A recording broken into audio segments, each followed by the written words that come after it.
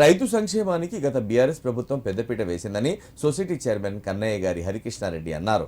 సిద్దిపేట జిల్లా తోగుట మండల కేంద్రంలోని రైతు వేదికలో రైతు భరోసాపై అభిప్రాయ సేకరణ కార్యక్రమం నిర్వహించారు.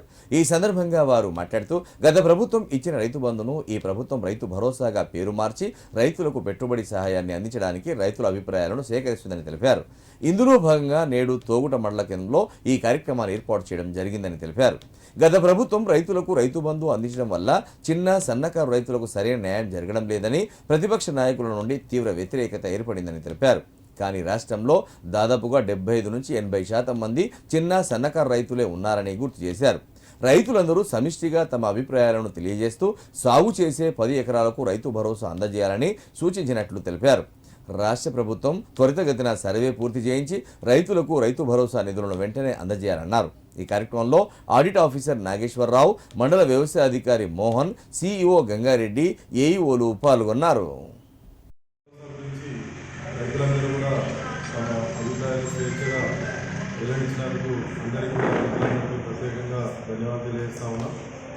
అయితే వాస్తవానికి మనం గత ప్రభుత్వం అంటే రైతు పంట స్టార్ట్ చేయడానికి అంటే మనం దుక్కి దున్ని ఇతర పెట్టుకోవడానికి రైతుకు కొంత నగదు డబ్బు అనేది అవసరం పడుతుంది.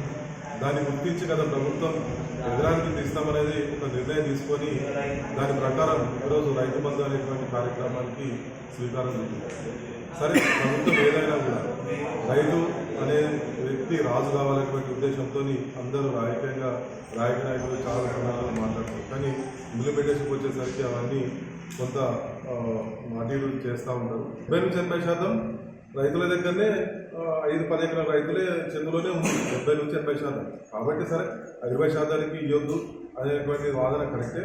ఖచ్చితంగా మా వాదన కూడా వ్యక్తిగతంగా నా అభిప్రాయం కూడా పెద్ద రైతులకు ఇవ్వద్దు, ఇంకోటి రాజకీయ నాయకులు కూడా పెద్ద మంత్రులు కానీ ఎమ్మెల్యేలు కానీ వాళ్ళకు కూడా ఇవ్వద్దు అనేటువంటి వాదన సరైనది. నేను కూడా వాళ్ళతో ఏకీభవిస్తున్నా. కాబట్టి అలాగే ఈరోజు మనకి కార్యక్రమానికి ఇచ్చేసినటువంటి అధికారులకు కూడా ప్రత్యేక ధన్యవాదాలు.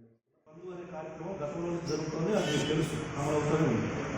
అయితే ఇలా పెద్దలు మన ప్రెసిడెంట్ గారు చెప్పినట్టు దాని మీద కొన్ని భిన్నాభిప్రాయాలు ఉన్నది. కాబట్టి ప్రస్తుత ప్రభుత్వం ఏం చేస్తుందనంటే ఈ రైతు బంధు మీద మనం ఎక్కడ నిర్ణయాలు తీసుకోవడం కాదు, సొసైటీల వారీగా ఈ రాష్ట్రం మొత్తం మీద రైతుల దగ్గరికి వెళ్ళి ఒక్కొక్క రైతు అభిప్రాయం ఎలా ఉంటే బాగుంటుంది అనే దానిలో రైతు అభిప్రాయం తీసుకొని మెజార్టీ రైతుల అభిప్రాయం ఏదైతే ఉంటుందో దాన్ని ఆమోదయోగ్యంగా ఉంటే దాన్ని అమలు చేద్దామనే ఉద్దేశంతో ఈ రకంగా సమావేశాలు పెట్టడం జరుగుతూ ఉంది.